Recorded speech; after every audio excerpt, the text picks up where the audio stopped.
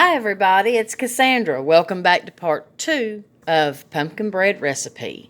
I apologize for the first part 1 where I actually just got cut off. But what I was saying right when I got cut off is was getting ready to put my pumpkin bread in the oven at 350 degrees Fahrenheit. I put it in for 40 minutes. It still has 18 minutes left, so we'll have to have a part 3, and because I got to make sure that it's done all the way through. But while we're baking the pumpkin bread, I wanted to give you the recipe for this scrumptious, delicious topping. Now, this pumpkin bread recipe that I gave you in part 1, it's so delicious, you don't need a topping. So if you don't want a topping, you don't have to do this. But if you want just that little extra bit of pizzazz and deliciousness and all those wonderful flavors just bursting, and you really want to put on a great show for whoever you're cooking this for, then this is the topping for you. You're going to start out with 1/3 cup of unsifted all-purpose flour, because we want it to be rustic. We don't want it to be that smooth. The topping is rustic, so you don't have to sift it. Just measure out 1/3 cup of all-purpose flour.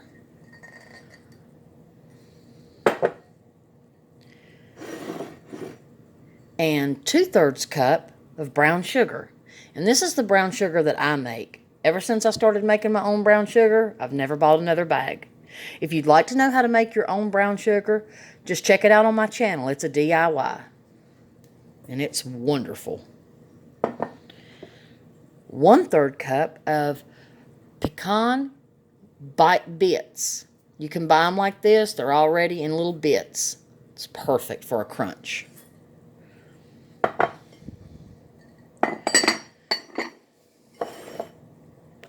1 tablespoon of softened butter. This is the butter that I make. It's just cut up in cubes.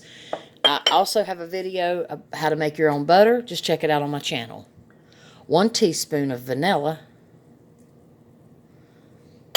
and 2 tablespoons of your favorite caramel sauce. Or you can make it homemade, which I will be showing you how to do that very soon.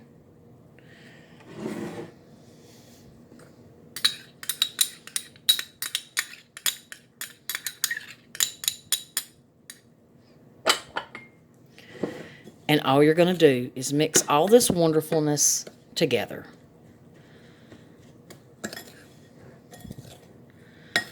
Now, I got to be honest with you guys and gals. Even when I'm cooking for myself or my family, even though my hands are clean, I still prefer to wear gloves. Unfortunately, with what's going on in our world, I can't find any because I don't reuse disposable gloves. All my gloves have ran out. When they ran out, I couldn't find any more. So I'm going to have to go in here with very clean hands, and my hands are clean, and they have been sanitized with my hand sanitizer. But normally, I would wear gloves to do this. I'll be so glad when I can find gloves again. Then you're just going to take your hands, and you're just going to mix it up. Man, this smells good. And it's going to taste amazing.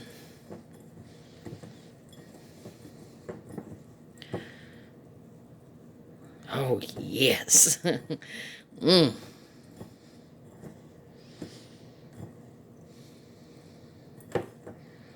Perfect pecan crunch for this pumpkin bread.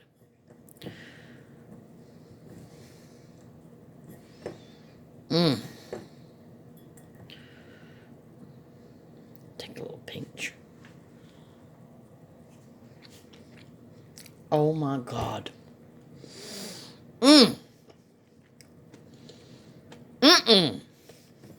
Oh my God. I'm telling y'all, this is just too good. Oh my God, it's so good. Now, when the pumpkin bread, I ain't even gonna clean my fingers. I'm gonna lick them. When the pumpkin bread gets done, we're gonna put this on top of our pumpkin bread and stick it back in the oven for about 5 minutes till it gets a nice little crisp. Oh my God, that is so good. I don't even want to wash my hands, y'all.